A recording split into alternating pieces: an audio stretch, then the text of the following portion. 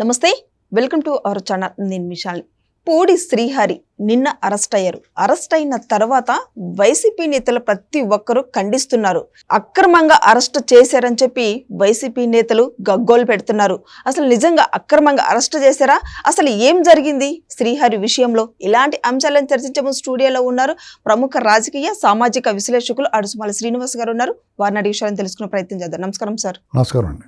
Sir, Srihari arrest అయిన తర్వాత ఇప్పుడు వైసీపీ నేతలు ప్రతి ఒక్కరు గగ్గోలు పెడుతున్నారు. సార్, అక్రమంగా అరెస్ట్ చేశారు, ఎందుకు చేశారని చెప్పి వాళ్ళు ఖండిస్తున్నారు. నిజంగా ఈ వైసీపీ నేతలు ఖండిస్తున్న దాంట్లో ఎంతవరకు వాస్తవం ఉంది సార్? వాళ్ళు దేనైనా ఖండిస్తారండి. ఏదో కోట శ్రీనివాసరావు గారు ప్రతి సినిమాలో నేను ఖండిస్తున్నాను అంటాడు కదా, అలా ఖండిస్తారు కదా. అయితే పూడి శ్రీహరి పరిస్థితి ఏంటంటే, డిజిటల్ మీడియాలో అంటే అనేక ప్లాట్ఫారం మీద అత్యంత జుగుప్సాకరంగా అభ్యంతరకరంగా అతను పోస్టింగ్లు కానీ మార్ఫింగ్ ఫోటోలు కానీ అతనికి బాగా పరిపాటి అయిపోయింది.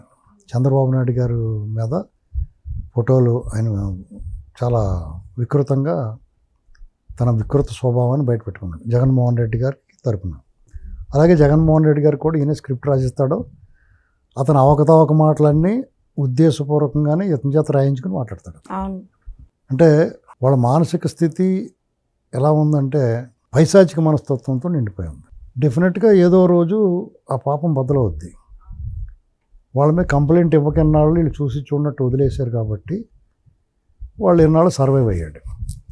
వాళ్ళు అధికారంలో ఉన్నప్పుడు ఎలాంటి అంత వికృతంగా వ్యవహరించినా కానీ వాళ్ళ అధికారంలో ఉన్న చేతిలో ఉంది కాబట్టి వాళ్ళు తప్పించుకోగలిగాడు. అయినా సరే వాళ్ళ అధికారం పోయిన తర్వాత మూలను కూర్చోబెట్టిన ప్రజలు కూడా వాళ్ళలో మార్పు రాకపోగా ఇంకా విశృంఖలంగా వాళ్ళ వికృత చేష్టలు చేస్తూ ఉన్నారు. ఈ పోస్టింగ్లు అయ్యి చేస్తారు. వీళ్ళతో పాటు స్టాండప్ కామెడీ అని చెప్పేసి వాళ్ళు కూడా వ్యక్తుల్ని, వ్యక్తిగత జీవితాలని, వైవాహిక జీవితాలని విక్రిస్తూ స్టాండప్ కామెడీ అని ఒక జుగుప్సాకరమైన లేఖి హాస్యాన్ని, చలోక్తుల్ని పంచుతూ అక్కడ ఉన్న ఆహుతులను అలరించడం పేరుతోటి, హాస్యం పేరుతోటి జుగుప్సాకరమైన షోలు చేస్తూ ఉన్నారు. దీనికి ఎక్కడో చోట అడ్డుకట్టు పడాలి. అదేవిధంగా పూడి శ్రీహరి అరెస్ట్ అయ్యాడు చంద్రబాబు నాయుడు గారి మీద పోస్టర్లు వేసినందుకు. ఇంకొక అతను పవన్ కళ్యాణ్ గారి మీద కామెడీ చేసినందుకు ప్రయాగ్లో అరెస్ట్ చేశారు, స్టాండప్ కమెడియన్.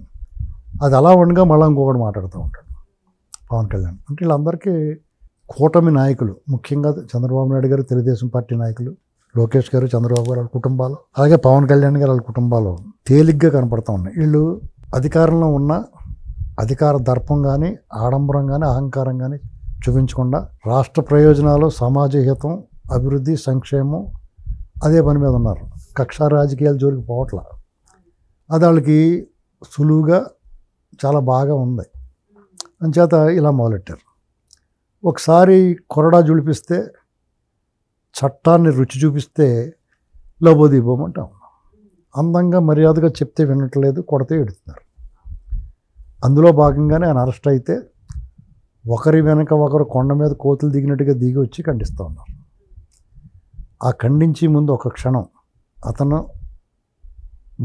డిజిటల్ మీడియాలో డిజిటల్ డెవిల్గా మారి ఎలాగైతే దుష్ప్రచారం చేస్తున్నాడో దాని గురించి కూడా మాట్లాడాలి. వాళ్ళు ఏం మాట్లాడాలి?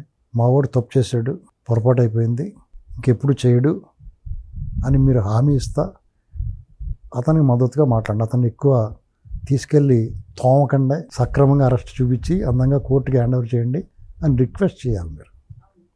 అంతేగాని మా వాడు అలాగే ఉంటాడో, నేను అలాగే ఉంటాను పింకీ అన్నట్టుగా మీరు అలాగే ఉంటాడో, మీరు మాత్రం ఏమీ చేయకండి అంటే కుదరదు.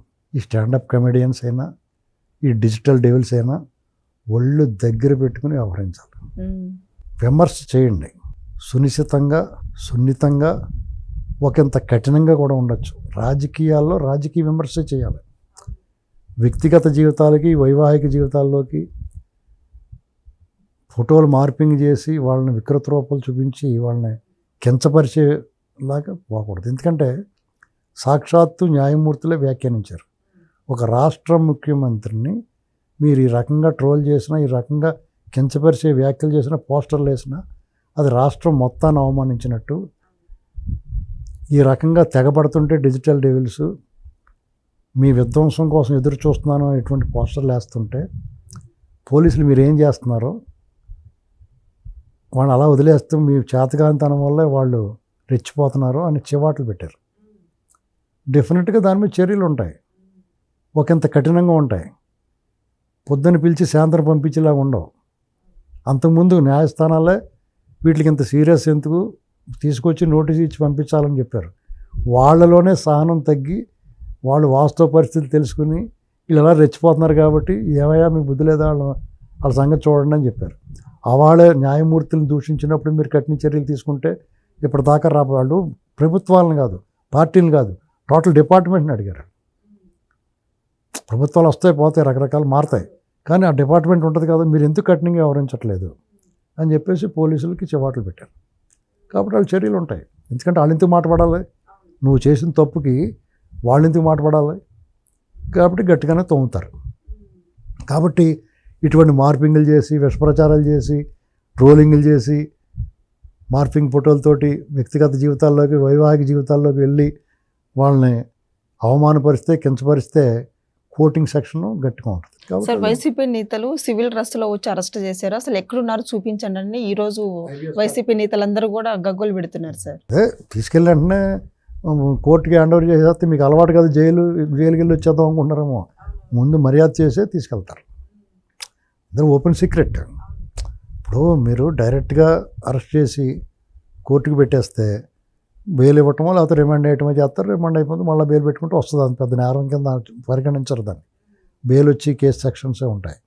అలా వెళ్ళి బయటకు వచ్చిన వాళ్ళు మళ్ళీ రెచ్చిపోయి పేటరీకిపోయి వాగుతున్నారు. ఈ మధ్యలో తెలంగాణకు సంబంధించిన విలేకరే ఇలాగే జుగుప్సాకరంగా మాటలో, రాతలో, చేతలో చేస్తే తీసుకెళ్ళి రౌండ్ వేసి కోర్టుకి హ్యాండ్ ఓవర్ చేసి మళ్ళీ వచ్చేసాడు. తర్వాత అమరావతి మొత్తాన్ని బేసిలు అన్నవాడిని కూడా పంపించారు. బెయిల్ తెచ్చుకుని వచ్చి మళ్ళీ అతను మొదలెట్టాడు.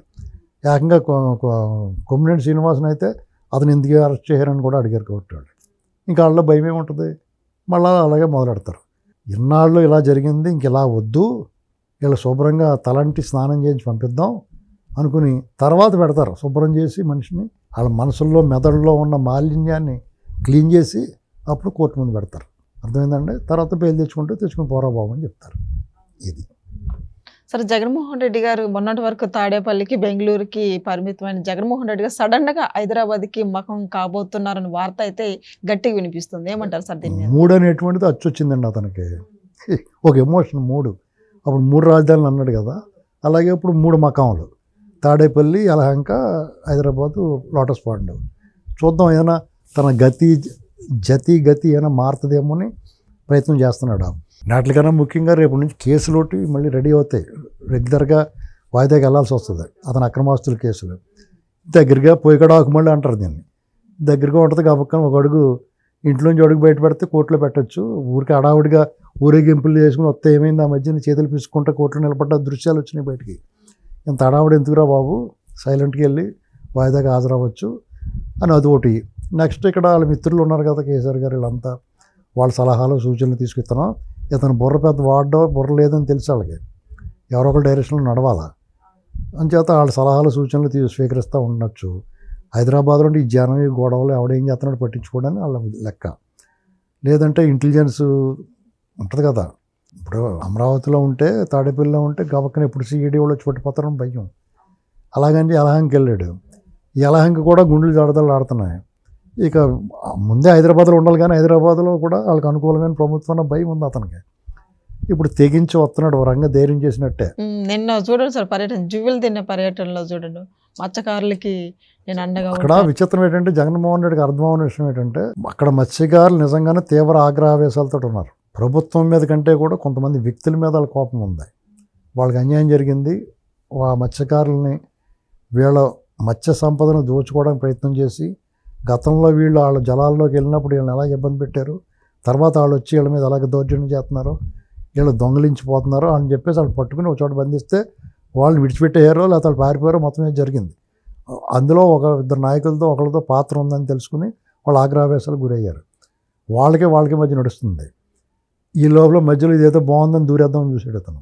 చూసి ఇదంతా నేనే కట్టించాను, నేను ఉంటే అంత బాగుండేది, 3 ఏళ్ళు కళ్ళు మూసుకుంటే అయిపోద్ది. 3 ఏళ్ళు కళ్ళు మూసుకుంటే మీకున్న 11 సీట్లు టైం అయిపోద్ది అంతే.